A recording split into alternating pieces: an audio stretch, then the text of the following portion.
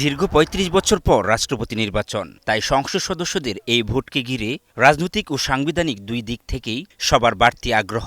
বৃহস্পতিবার রাষ্ট্রপতি নির্বাচনের ভোটের আগে সাংবাদিকদের সাথে কথা বলেন বিএনপির নেতা ও মন্ত্রীরা। এর মধ্যে স্বরাষ্ট্রমন্ত্রী বলেন, সাংবিধানিকভাবেই এ নির্বাচন হচ্ছে, বিরোধী দলেরও প্রার্থী রয়েছে। তার মতে এভাবেই রাষ্ট্রপতি নির্বাচন হওয়া উচিত। তবে পরবর্তী রাষ্ট্রপতি নির্বাচন সংবিধানের সংশোধিত ৭০ অনুচ্ছেদ অনুযায়ী হবে বলেও জানান তিনি। জুলাই জাতীয় সনদে যেভাবে এগ্রিড হয়েছে ওইভাবে যদি ৭০ অনুচ্ছেদ সংশোধিত হয়ে যায় এবং তার পরবর্তীতে যখন রাষ্ট্রপতি নির্বাচন হবে তখন সেই ৭০ অনুচ্ছেদ অনুসারে হবে, কিন্তু এখন তো সংবিধান সংশোধন হয়নি। এদিকে আমির খসরু মাহমুদ চৌধুরীর মতে রাষ্ট্রপতি পদে মির্জা ফখরুলের চেয়ে ভালো কোনো পছন্দ হতে পারে না, কারণ এই প্রবীণ রাজনীতিবিদ আগাগোড়া একজন পোর খাওয়া ব্যক্তিত্ব। এর চেয়ে ভালো চয়েস তার হতে পারে না।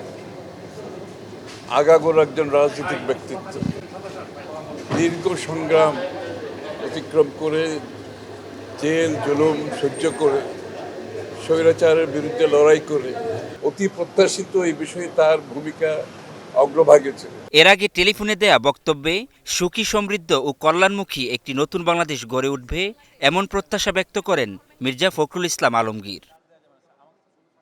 আলাউদ্দিন আল আজাদ, গ্লোবাল টেলিভিশন, ঢাকা।